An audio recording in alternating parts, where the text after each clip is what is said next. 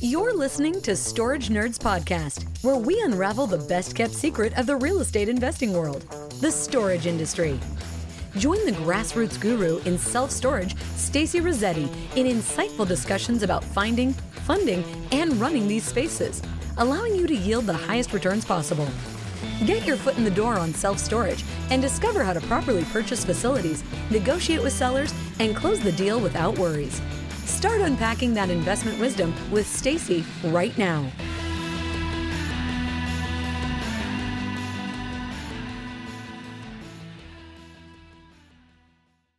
And so today we have Armaan with us, and Armaan is like one of the very first students, like from back in the day. So I asked him to come on and kind of talk about his storage journey. And he started out just like you guys started out, in storage, just trying to figure it all out. I think he'll be a very good inspiration for everybody. And he's also very good at presenting. So I'm going to kind of let him take over, and he's going to go through his deals and kind of just show like his story, his process and everything. And then we'll just go through. So for Armaan, are you going to do one facility or three facilities, or what are you going to do? I can do all three. Okay. Well, okay. And then just do find. We typically do find them, fund them, run them. Like how did you find it? How did you fund it? How did you run your analysis? Stuff like that. Okay. Perfect. Okay. All right. So, hi everyone. My name is Armaan Premjee. It's nice to meet all of you. Thank you, Stacy, for having me today. So, I got into self-storage in 2021. I fully committed myself beginning of the year. So, it was January of 2021. I was in Stacy's mastermind, and I was getting a lot of help from her when I first got started. And so I got on the contract to buy my first facility in April of 2021. I was just making a lot of offers at the time. I probably had to make a good 30, 40 offers. And I was able to get 4 deals under contract. And then I ended up closing on the best 2 out of those 4 deals. The first closing happened in June of 2021. It's a facility that is called Lufkin Climate Control Storage. So I'm actually going to share my screen so you guys can see it as we're talking. So yeah, this is the facility that I bought. Is everyone, can you guys see it okay? Yeah, we can see it okay. And I'm going to turn my video off. And once I turn it off, I won't be able to turn it back on. Okay. But but I'll be able to talk and unmute myself. Okay. If we have any questions. Okay. Sounds just good. So you know, I'll still be here. You just won't be able to see me. So that way you can just take over.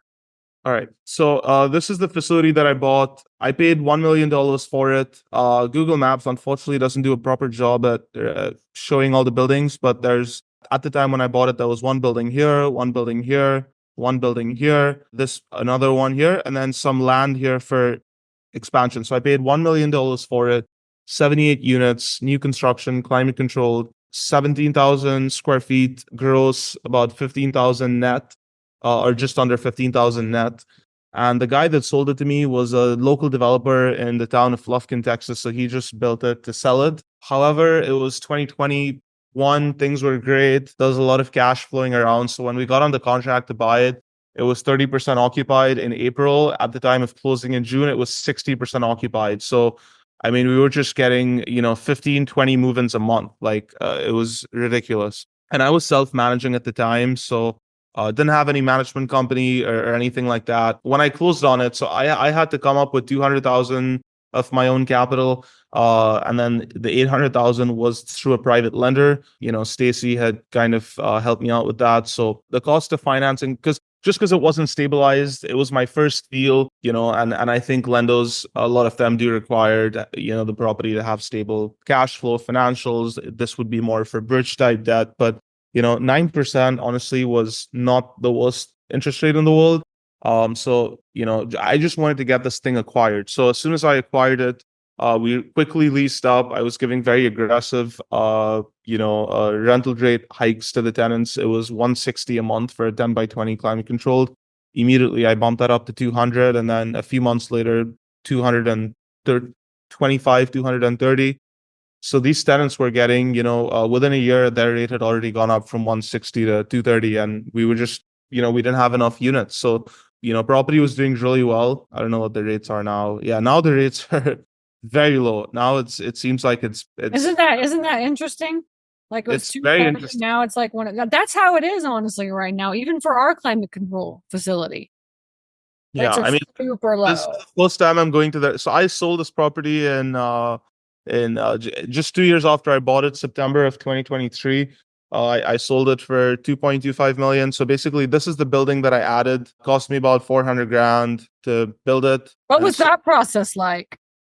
so just worked with a local general contractor in the area, and he built it for me. And I didn't even live in Texas. I was living in Florida, so I just flew out there one time just to kind of meet him in person. And then the second time I flew out there, the building was already done and ready. So for Um, you, it was like it was worth it to just hire a GC to manage the whole thing. yes, 100%. Yeah, Yeah. and Yeah, because a so lot of people kind of just, oh, it's too expensive. Like I'll just manage it myself. But it's just so stressful to do that. it is very stressful, and especially if you're inexperienced, it's best to just go with a good GC. And so my total cost on this was 1.4.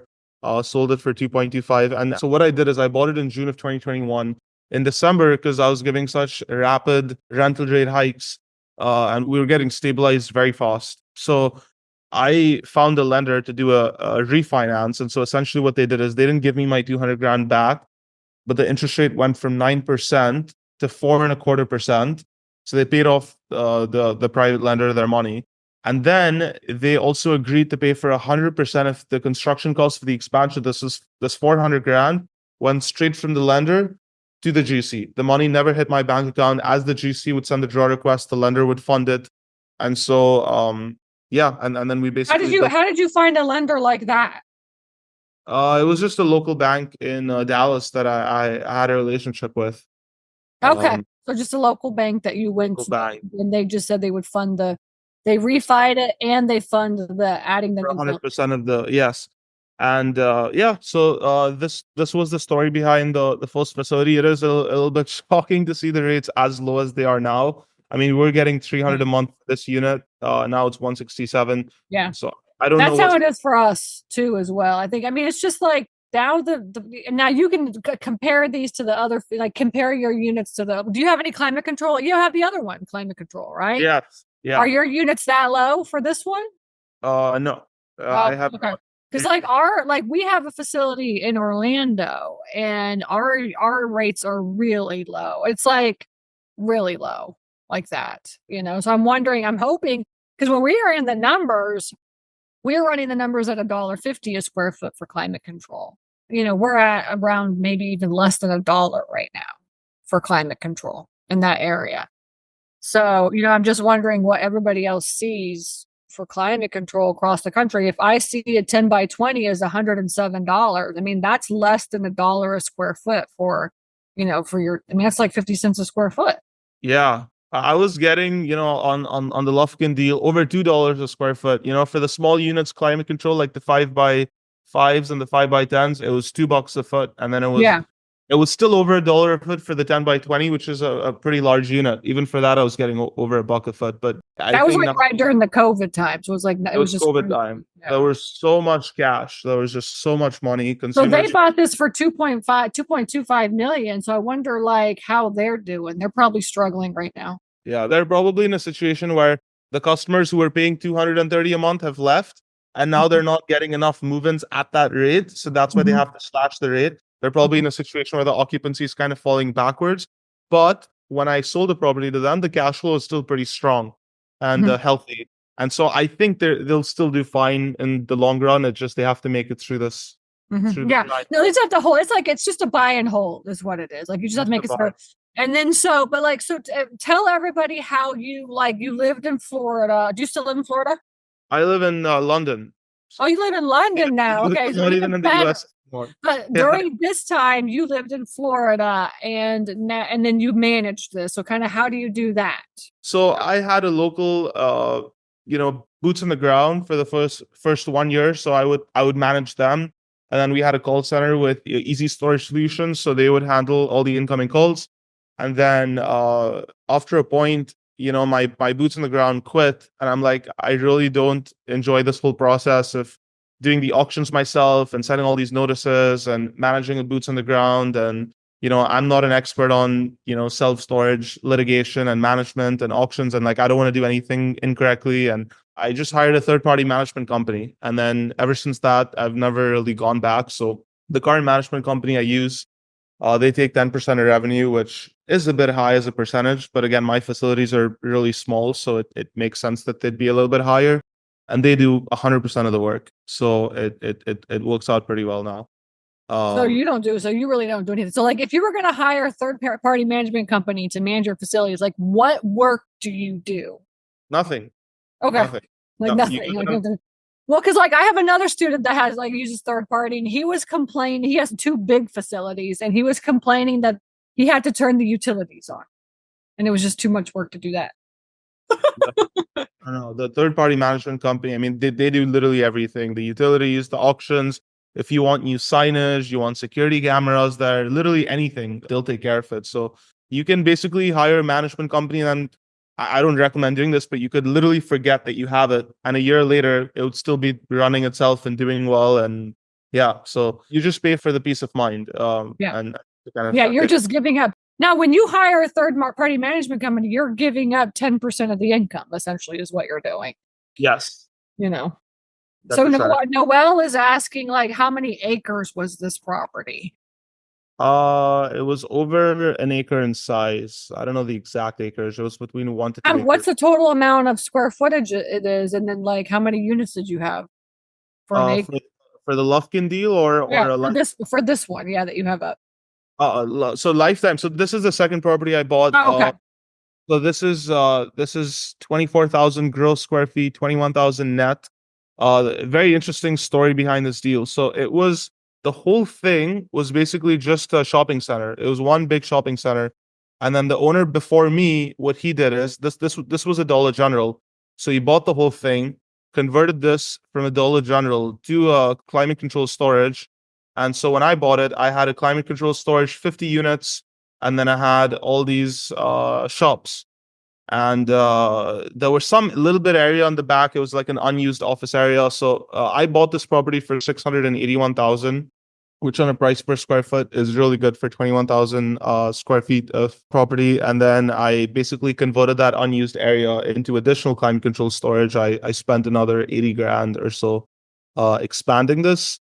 And it was 36 units that I added. So it went from 50 units to 86, but all those units were 5x5s pretty much. So small units. And that just, because we were 100% full with the waiting list when I bought it.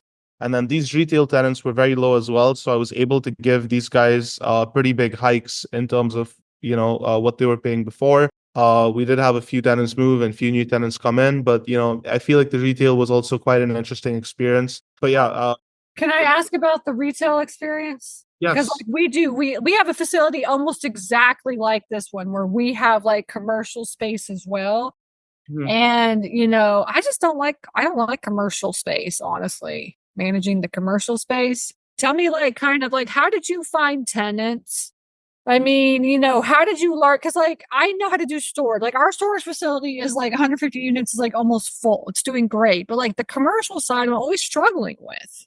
Yeah, what I've noticed with the commercial side is it does take a little bit of time to find a tenant. It could take maybe 2 months, 3 months. It's definitely not instant.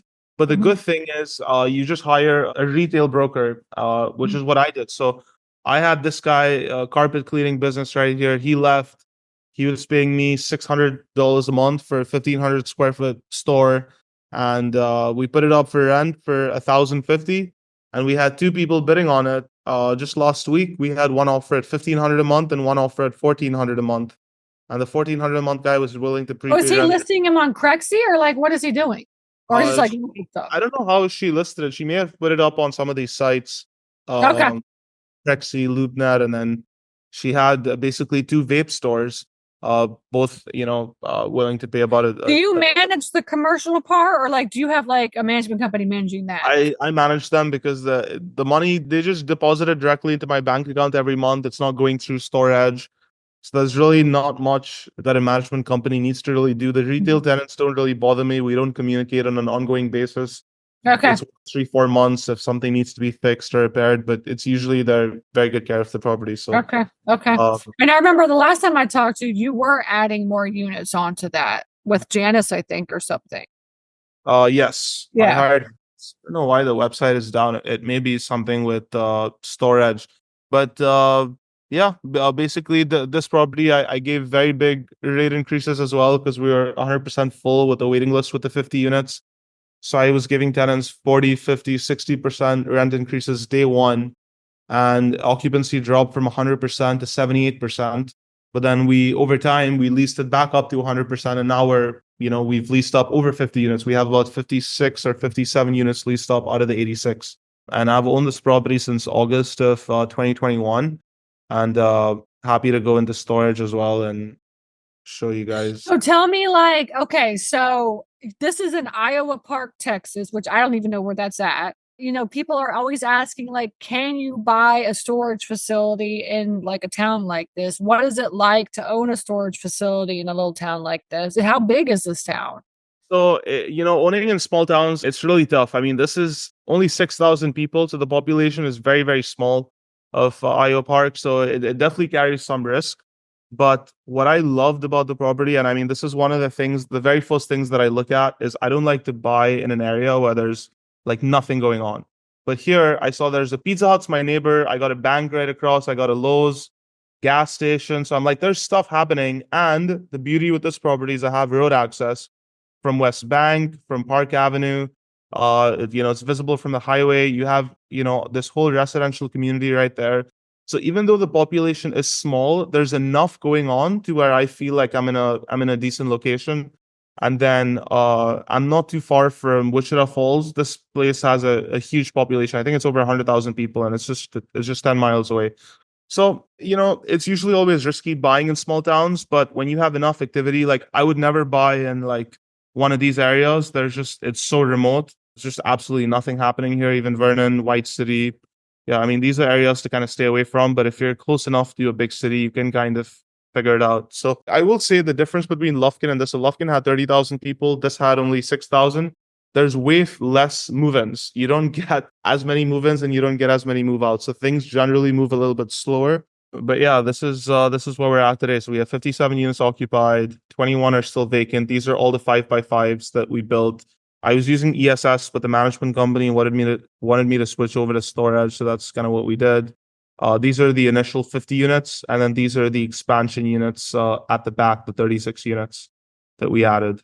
And really cool thing here, Why did you pick 5x5s? it was only 1,000 square feet that we could build. So if you do a 10 by 20, that's 5 units and you're done. So with the 5 by Okay. 5, we could do 24 units. And then we did a few of these 5 by 7s, like these odd unit sizes.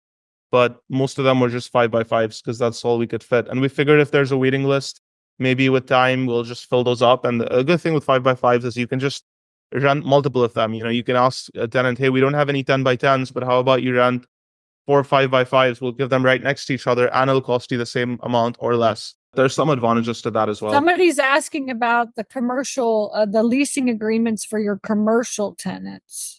Kind of, how did you come up with that? Or like, what? Yeah. Did you just have like an attorney do that, or what happened? It's honestly just the retail broker. So she takes 6% of and just like real estate brokers, when you buy or sell a house, the retail brokers do the same thing. So it's just a standard in Texas. You have a standard lease agreement template for commercial, so we just follow that essentially. Okay, got it. All right, so she just kind of handled that part of it too. Yeah, And and then, okay, yeah. So let's see. Okay, so the lifetime one here, this one's also climate control, and would you consider this is a tertiary market? As somebody was asking. yes, this would be a tertiary market. Now talk about like managing these things. Like, how do you have boots on the ground people? Like, how do you get stuff done? Like, how are you running these things? So this is also third-party management. Once again, it's the same management company that's doing it. The management company has a bunch of virtual assistants that are overseas, so they handle all the incoming calls. They respond to all the emails. They have a really good system in place where anytime a lead comes in, they follow up with these leads every single day. They're calling them, they're leaving voicemails, they're texting the leads. And if 2 weeks go by past the desired move-in date and the customer doesn't move in, like it's already been 9 days for this guy, they'll just eventually just delete the reservation. But they're very, very persistent. And this is why you need a management company, because like it's just a headache. If you're getting a bunch of tenants to manually call, voicemail every single one of these guys, it would just be a lot of work, I feel like.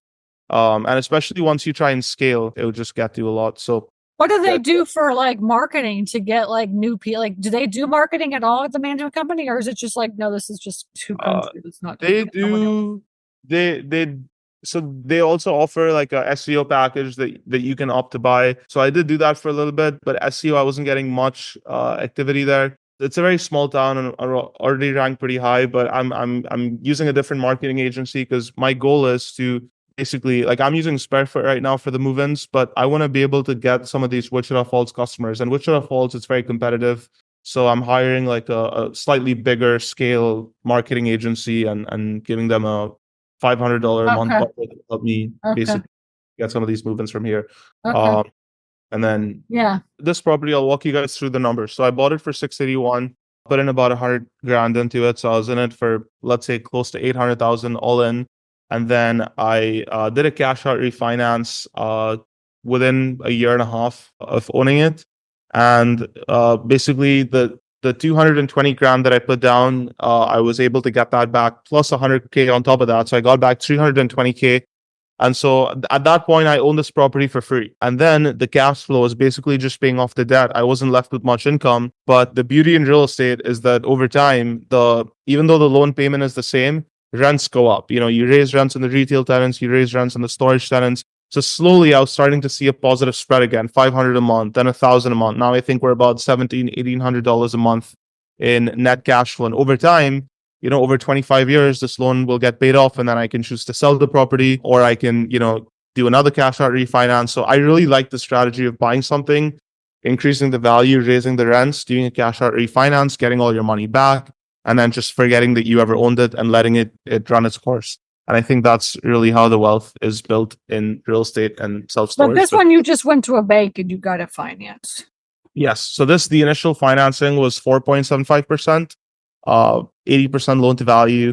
The cash out refinance rates were going up at the time. So I refinanced in December of 2022, 5.75% long-term debt, like a 25-year, 30-year loan. So, but every 5 years they renew the rate. So, in a couple of years' time, they'll reevaluate the interest rate. And, if interest rates are still high, my rate will go up. But yeah, this is a property that the plan is just to kind of forget that I owned it and let it. So you're just going to hold on to this one.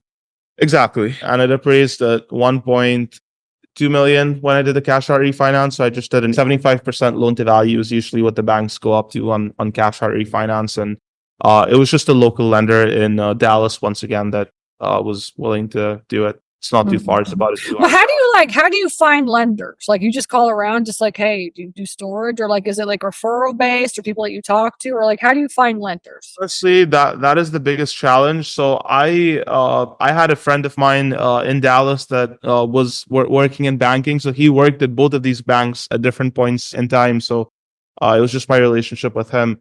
I feel like if you just cold call the bank and say, hey, I'm looking for finance, like, for some reason, that strategy hasn't worked out for me. Maybe I'm not calling the right banks, but I feel like with these local banks, it's really helpful to like know someone there. And then for the cash out refinance, I actually used a bank I've never worked with in the past. I went with a mortgage broker, so they were able to find this local bank for me. So I think if you have no lender relationships, just hire a mortgage broker. They'll take 1%, but it takes all the hassle off, and they'll reach out. And they work hard. Now, do you have a lot of competition there? No, I'm the only climate control facility in a 10-mile radius. No competition here, but there's a lot of climate control facilities here in Wichita Falls. And even though it's a small town, there are a lot of self-storage facilities here for some reason. I don't know why it's not. Yeah, so we have quite a few. For 6,000 people, you have 6 facilities. So that is quite a lot. But but you're the only climate control. I'm the only climate control one. Yeah. That's right. How are the rates? I mean, are they average? Like, are they $1 square foot for climate control? Very healthy here. So for some reason the website is down right now, but for a 5 by how often do you do increases too? So for a 5 by 10, we're at 89 a month. So 50 square feet, $89 a month. So it's $1.80 a square foot, I think, if my math is right. So that's awesome. Pretty healthy. Pretty healthy. That's really good. I think Texas is kind of one of the more healthier areas. Yeah. 14 to 20 a month. Again, over $1 a foot, even for the larger units. And then you were asking about the rate increases. So we have in storage a setting for occupied units where, let's say we go into here, you can see exactly where all the tenants lie and who's paying how much rent. And then if you put them on the revenue plan, like this tenant, for some reason we've excluded them from the revenue plan, but the revenue plan states that the rates essentially just keep going up. So after 7 months Yeah. after they move in, Yeah. they get an 8% hike. After an additional 8 months, it's another 8%. Then it's another 8% 9 months after that. And so the rate increases get less and less frequent. And essentially, once we feel like a tenant, like let's say there's one tenant that's paying way more than the rest of the tenants, we'll just pause them. Like we won't be so aggressive. So that's essentially. I'm glad that you use that yield management because there's not a lot of people that really do that, honestly. Yeah, no, I feel like it's one of the best things about storage. So I'll show you Yes. for the other facility that I have. So you can do a percentage amount as well. So basically, this is the third facility, Cypress Mini Storage. So for a 5x10, we're at $60 a month. $60 a month is what I want to charge when we're 90% plus full. And this rate is basically slightly higher than what the market is. If the market is $50 a month, 55, I'll say at stabilization, I want to be at 60. And so if we're less than stabilization, it'll be $5 less in this occupancy range, then $10 less at this range, then $15 less at this range. So that's kind of how I've done it. Some people will do the standard rate as like a 60 to 70%, and then they'll increase it from there, and then they'll decrease it if it gets less. But I just think it's better to do it as what you actually want to be at stabilization. So when you calculate your gross potential income and things like that, it just becomes a little bit easier. You can also do it in terms of percentages. So it's really good from that end. Yeah. I can't remember. I don't know what we do because P handles all that, but I know we do something. Yeah. And then you can kind of see, right? So for some reason, we have a 5x10 tenant who's paying 59 a month, and then one who's paying 35. So this guy, we're going to pause him on the rate plan. And then this guy, this guy's going to get the most aggressive rate hikes. And then these guys, we're slowly going to try and get him up to the 45, 49 range. And then, yeah, most of these guys are on the revenue plan. So in storage, it kind of shows you when the next rate increase is going to be, what amount it's going to be in. So all of this is pretty automated. Great. Awesome. And then that's super helpful. And I'll give you guys some context into the last and final deal. So this is Cypress Mini Storage. I bought this in February of 2023. I paid $1.1 million for this. This was listed on the market. I bought it as soon as it was, like within a day of it being listed. I already had my offer in. I had a relationship with the broker, so wasted absolutely no time. It appraised at 1.5 million, so 400 grand over what I bought it for. And this is just at the time of acquisition. Now, here's the catch with this deal. 200 units, 21,000 square feet, 22,000 net rentable square feet, all drive-up units. However, it was horribly, horribly mismanaged. Like, we had no idea. Out of 200 units, 100 units were occupied and just filled with junk, and we didn't know whose stuff this was. We did not have names. We didn't have phone numbers. We knew absolutely nothing. And so it was just a mess. It was producing no income whatsoever. As you guys know, interest rates were very high last year. So the situation that I had is the Lufkin lender, that property was it appraised at 2.4 million. The loan amount was 1.1. And so what the bank told me is they said, instead of getting a new loan for this, we'll just cross collateralize the two loans. And so we'll do 100% LTV financing for this deal. So even though the purchase price was 1.1 million, the bank lent me 1.15 million. So they gave me 50 grand on top to cover closing costs, due diligence, all of that, because the cash flow from the first property was so strong that it could pay for this property, even if this property generated no income whatsoever. And so that gave me time to kind of... Yeah, so you essentially got this for cash. For free. Yeah, that's amazing. And the bank said that once you've filled this up and this property is doing well, we can do another 100% loan on another property, if the combined cash flow supports that. But you sold that first property. Yeah. So as soon as I sold that first property, the alarm bells went off for the lender. And again, small banks were getting in trouble. We had all these small banks in the US defaulting. This bank had completely stopped doing loans. Like, they were so aggressive to give out money, and then they just went completely the other way, where they're like our credit officers told us we've given out too much. Now we need to get back money in. So they became so stringent with lending. They were saying, if you want a loan, you have to put 20% down for the property and give us 20% cash that we're going to hold in the bank. So they were just very anti-lending. And then I sold that property, and all that money, that was like a $1 million spread. They just did that and used it to pay down this asset. So this loan amount basically went from 1.15 million to like 130K. What is it like buying a severely mismanaged facility? And like, what are the first like 6 months like for you? What was it like? The first 1 year was a nightmare because no management company wanted to deal with this, and I didn't want to deal with it either. So I had to, and then the last 1 year and 4 months of owning this, I've had to go through 3 different management companies. So that's just been a lot, to be honest. But the second management company, they were very creative. They went on Facebook. They tried to look up all these, whatever names the owner could recall and give them. They started to look all these people up, try to contact them in very creative ways. They put notices out on the actual doors. They sent stuff in the mail. And then after a year or so went by, we just started auctioning these units off. And so How many people do you actually get in contact with? Like out of all of them? Was it a lot? I think they were able to get in contact with a good number of them. But some we just weren't. And so basically we're in a situation where the facility was 90% occupied physically, but economic occupancy was 27%. It was very tough for us. But why did it get so bad? Was the owner like sick or something, or what happened? So it was a divorce situation. So the wife was managing the facility, and then they got a divorce, and then the husband got to keep the facility, and he just ran it to the ground. Okay. Did not. And he was that's like perfect opportunity. I mean, you bought like a $20,000 square foot for $1 million. I mean, this thing is worth way over. It's like worth $3 million. This thing. I wouldn't say 3 because it appraised at 1.5. I'd say right now with the way the market is, interest rates. Well, I mean, once you get it full and stuff, like what's the income supposed to be once you're at like 90%? Probably about 2 million, maybe. 2 million would be a good. And then there's also land here for expansion. So I think this is a huge power play opportunity. So someone could add a climate controlled here. They could add more drive up.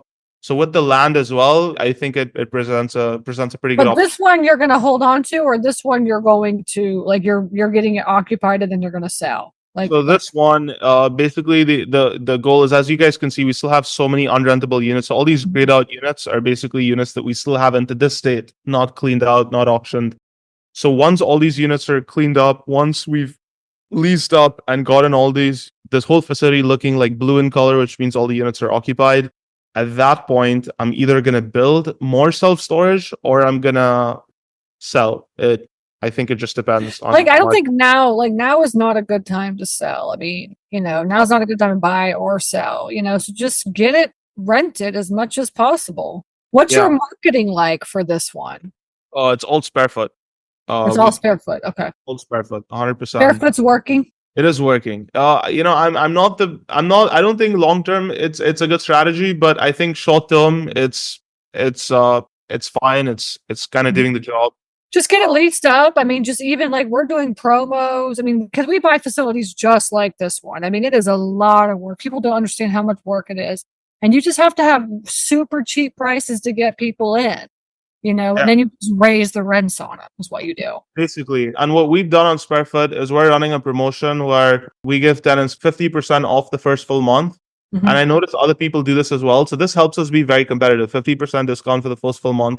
And then we're also on top of that, one of the cheapest. This guy's charging $91 for a 5x10. We're at $45 a month and a discount on top. So, and this guy is $55 a month. Again, we're $10 below him with a discount. So this has been helping. Our lease up momentum has been very, very strong thanks to just making sure that we're below everybody else. And then as we get up to 70, 80%, then we'll relax a little bit and then the system automatically will just push the rents to a more reasonable number. But the management company is really handling all.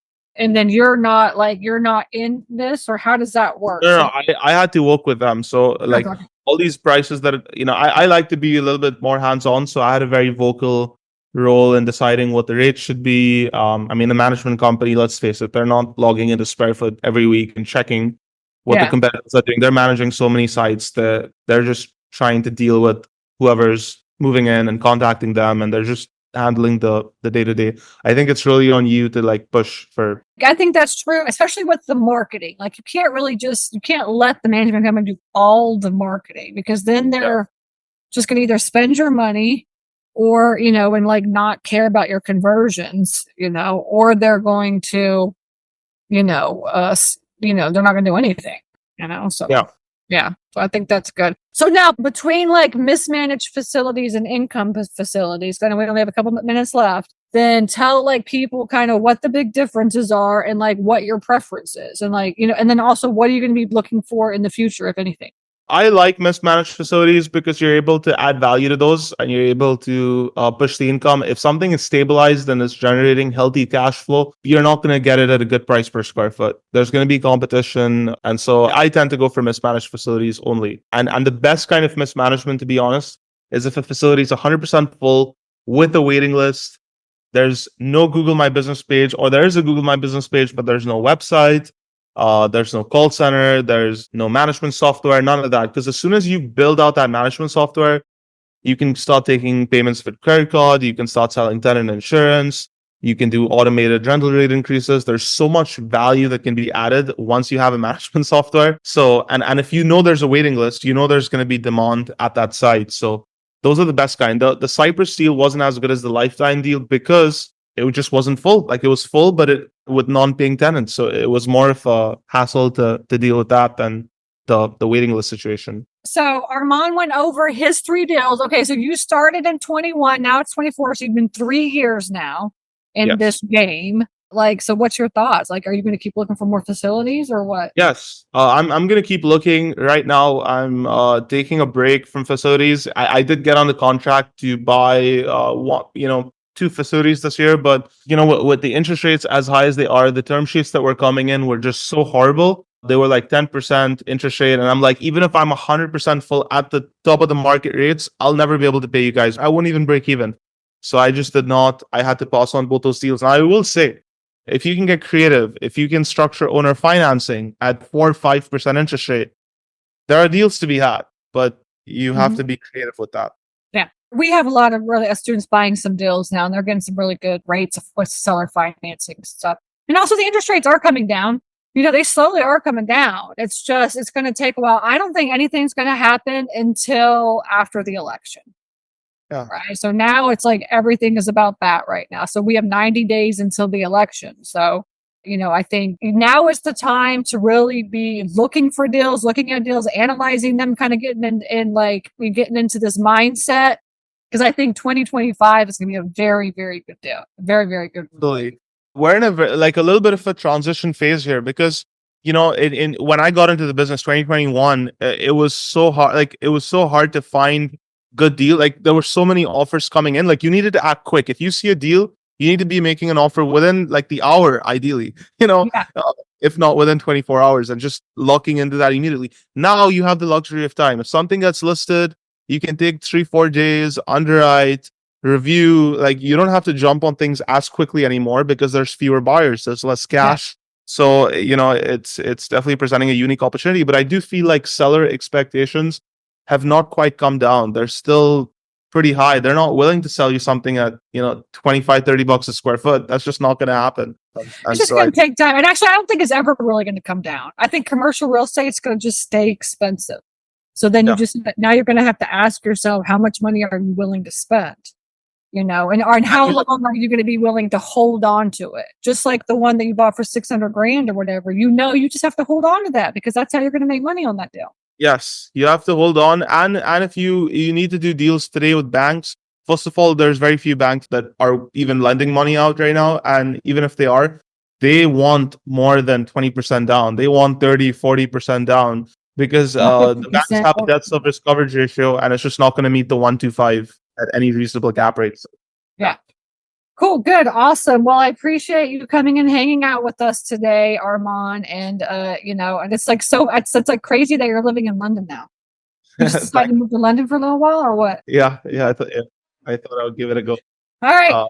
Okay. Thank you, awesome. everyone. Thank you. And everybody, Armaan's stuff is on the podcast. It's on the website. So if you want to find out more stuff about him, he's there as well. Okay. All right. Thank you, Armaan. Take care. Bye, guys. Thank you for joining us for this episode of Storage Nerds. Hope this informative conversation inspired you to go out there and jump into this highly profitable business venture that people rarely talk about. Get more tips on storage space investing at www.stacyrossetti.com. Don't forget to subscribe to the show and leave a rating. Together, let's build that thriving passive income one storage space at a time. Until next time.